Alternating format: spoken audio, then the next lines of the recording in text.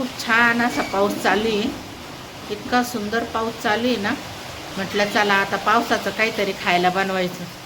म्हणून आहे ना, आता मी तुम्हाला गव्हाच्या पिठाचे गुलगुले करून दाखवते. खूप छान पाऊस चालू आहे, मस्त. म्हटलं चला पावसामध्ये गुलगुल्यांची मजा घ्यायची. आणि माझा राजवीर आत्ता शाळेतून आला ना, त्याला म्हटलं आता गरम गरम काय करून द्यावा खायला. मग म्हटलं चला आता आहे ना हे दाखवते, गुलगुले. गव्हाच्या पिठाच्या गुलगुल्याची रेसिपी पण दाखवून येईल आणि राजवीरला पण खायला देता येईल. म्हणून साठी हे बघा, गुलगुल्यांसाठी मी काय केलं, गव्हाचं पीठ घेतलं, गूळ घेतला, हे बघा वेलदोडे घेतले आणि थोडीशी बडीशेप घेतली. आणि हे बघा आता तांब्याभर पाणी मी गॅसवर ठेवून दिलेलं आहे गरम व्हायला. आपल्याला आहे ना हे पाणी गरम झालं का याच्यात गूळ टाकायचं आहे, म्हणजे गुळाचं पाणी करून घ्यायचं आहे. आता ही बडीशेप आहे ना, हे बघा वेलदोडे मी थोडेसे कुटून घेतलेले आहे खलबत्त्यात. आता थोडीशी बडीशेप कुटून घेऊ आपण, एकदम थोडी थोडी कुटायची, ती जास्त नाही कुटायची. आणि आता हे बघा हे पाणी गरम झालेलं आहे. याच्यात मी आता आहे ना, आपलं पाणी गरम झालेलं आहे, हे गूळ याच्यात टाकून घेते. आपल्याला त्याचा पाक नाही करायचा आहे बरं का, फक्त वितळून घ्यायचं आहे. ते गुळाचं पाणी आहे ना, आपल्याला फक्त वितळून घ्यायचं आहे. गरम पाण्यात गूळ टाकला आणि आता हा गॅस बंद करून टाकते मी. हे बघा आता याच्यात फक्त आपल्याला पाण्यामध्ये गूळ आहे ना विरघळून घ्यायचं आहे. हे बघा आता हा गूळ विरघळेपर्यंत हे बघा इथं बडीशेप पण ठेसून घेतली. खूप जास्त नाही ठेसायची, ती एकदम बारीक नाही करायची. हे ना मी काही मोजून नाही घेतलं. आता कसं तुम्ही आहे ना तुमच्या अंदाजाने घ्या, जास्त कमी, घरात किती माणसं आहे त्याच्यावर तुम्ही ते पीठ घेऊ शकता. आता मी आहे ना इथं 4 वाट्या पीठ घेतलेलं आहे. ह्या गच्च नव्हत्या भरलेल्या ना, हे अशा 4 वाट्या पीठ घेतलेलं आहे मी. आणि हे गुळाचं पाणी आपण केलं ना, तर हे पाणी आपल्याला जसं जसं लागेल तसं तसं टाकायचं आहे, एकदम पिठात टाकून घ्यायचं नाही. हे बघा गुळ पण वितळतोय आता. आणि याच्यात मी हे बडीशेप, ही बडीशेप आहे ना अशी करून टाकायची, कुटलेली आहे ती पण तरीसुद्धा अशी करून टाकायची. हे बघा थोडी थोडी कुटलेली आहे ना, तिचा खूप सुंदर स्वाद येतो त्याच्यामध्ये. आणि हे वेलदोडे, हे बघा आता ही वेलदोड्याची पूड पण मी याच्यात टाकून घेतलेली आहे. आणि तुम्हाला जसं लागल तसं, जितके माणसं असतील त्याप्रमाणे कमी जादा तुम्ही करू शकता. असं काही नाही, त्याला मापच पाहिजे ना. आणि याच्यात असं फक्त एकदम 1 चिमूटभर खाता सोडा टाकायचा आहे, बस. एकदम चिमूटभर खाता सोडा, कारण आपण थोडंसं आहे ना ते पीठ भिजायला ठेवलं ना तर ते खूप छान फुलतात, त्याच्यामुळं जास्त सोडा टाकायचा नाही आहे. हे बघा आता आपला गूळ पण मिक्स झालेला आहे पाण्यामध्ये, मी तुम्हाला दाखवते. आणि मला आहे ना ते चमच्याने खेळत बसायचं लय कंटाळा येतो. आपल्या हाताने बरं राहतं, पटकन होतं. हे बघा असं जसं जसं पाणी लागेल ना तसं तसं आपण ते कालवून घ्यायचे. एकदम पाणी नका टाकू बरं का. एकदम जर पाणी टाकलं आणि पातळ झालं ना तर परत तुम्हाला पीठ वाढवायचं, पीठ वाढवलं का पुन्हा गूळ वाढवायचं, असं करत बसावं लागेल. त्याच्यामुळं हे बघा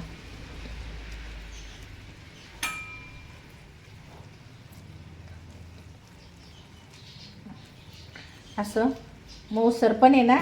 जर कधी तुम्हाला हे करायचं असलं ना, याच्यात गोडाच्या पदार्थात थोडं मीठ जर टाकलं ना त्याला आणखी चव येते. तर मी आहे ना याच्यात कुठल्या पण गोडाच्या पदार्थात थोडंसं मीठ टाकायचं आहे. बघा मी थोडंसं मीठ टाकलेलं आहे. हे बघा आता मी हे असं कालून आणि 10-15 मिनटं भिजायला ठेवणार आहे. आपल्याला हाताने आहे ना ते पीठ चांगलं फेटता येतं, तसं चमच्याने ते इतकं फेटता येत नाही, म्हणून मला चमच्याने नाही आवडत. आपल्या हाताने कसं पटकन फेटल्या जातं, गिठोळ्या पण होत नाही. कारण गिठोळ्या जर झाल्या तर ते एकदम गुलगुले फुगत पण नाही आणि पिठळ लागतात. त्याच्यामुळं असं आपलं पीठ आहे ना चांगलं फेटलं गेलेलं आहे. आता मी याला आहे ना 10 ते 15 मिनटं भिजत ठेवणार आहे. हे बघा, आणि तळायच्या टायमाला तुम्हाला मी गुलगुले दाखवते. हे बघा, आता हे पीठ मी 10-15 मिनटं झाकून ठेवणार आहे. हे बघा, आता आपल्या पिठाला 10-15 मिनटं झालेले. आता मी तेल ठेवते तापायला. एकदा गॅस पेटून घेते आणि हे बघा असं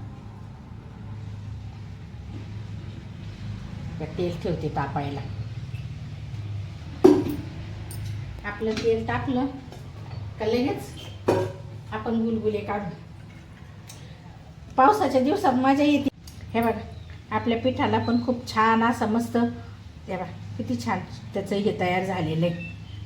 आणि पावसाच्या दिवसात गुलगुले मस्तपैकी 1 कप चहा, किती भारी वाटतं ना.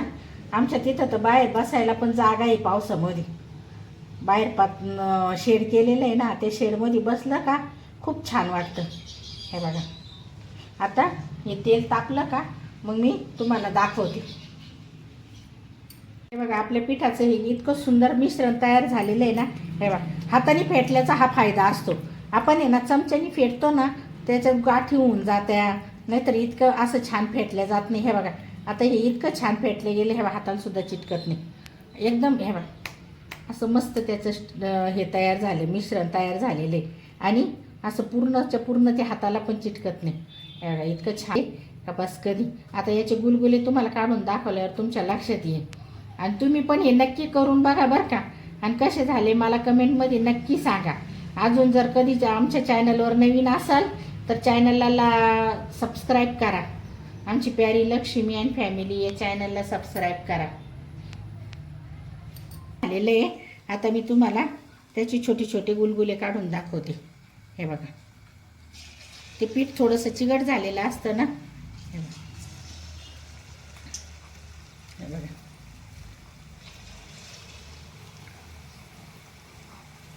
गुळामुळं आणि याच्यामुळं ते थोडंसं चिकटच झालेलं असतं. हे बघा, आपण असे छोटे छोटे छोटे छोटे छोटे छोटे गुलगुले काढून घ्यायचे.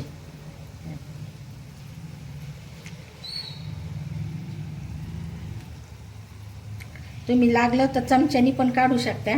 चमच्यानी पटपट निघतील ते. पण आता हाताला म्हटल्यावर आहे ना हाताला म्हटल्यावर ते थोडे थोडे चिकटतात.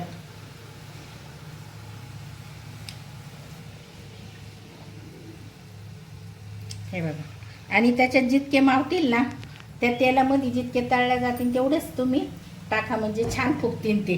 त्याच्यात ते ना सोडा पण टाकलेला आहे ना आपण, तर खूप सुंदर असे फुगतील. पण त्या तेलात जेवढे हे होतील ना तेवढेच टाका, जास्त नका टाकू. हे बघा, आणि करताना गॅस एकदम फुल ठेवायचा. आणि पीठ टाकून झालं का गॅस कमी करून टाकायचा, म्हणजे ते छान शिजतात. आतून पण मस्तपैकी तळल्या जातात ते. हे बघा, बघा पीठ भिजत ठेवल्यामुळे आहे ना आपले गुलगुले कसे टम्म फुगलेले. हे बघा, सुरुवातीला टाकताना आहे ना गॅस फुल राहू द्यायचा आणि नंतर कमी करून टाकायचा. हे बघा, हे बघा असे टम्म फुगलेले, कारण पीठ भिजत होतं ना आपलं त्याच्यामुळं. आणि कमी गॅसवर केलं ना तर ते आतून आणि बाहेरून खूप छान भाजल्या जातात. हे बघा, हे बघा गुलगुले कसे तयार झाले. राजवीर आणि त्याची आत्या पावसात भिजून आले होते आणि त्याची मम्मी पण आणायला गेली ना, ती पण भिजली होती. मग त्यांच्या नावाखाली आज गुलगुले करायला घेतले आणि हे तुम्हाला पण दाखवले. तर आजचे हे गुलगुले तुम्हाला कसे वाटले, गव्हाचं पीठ आणि गूळ घालून केलेले गुलगुले तुम्हाला कसे वाटले आम्हाला नक्की कमेंट करून सांगा. आणि व्हिडिओ आवडला असेल तर व्हिडिओला लाईक करा, शेअर करा आणि आमची प्यारी लक्ष्मी अँड फॅमिली या यूट्यूब चॅनलला सबस्क्राईब करा. धन्यवाद.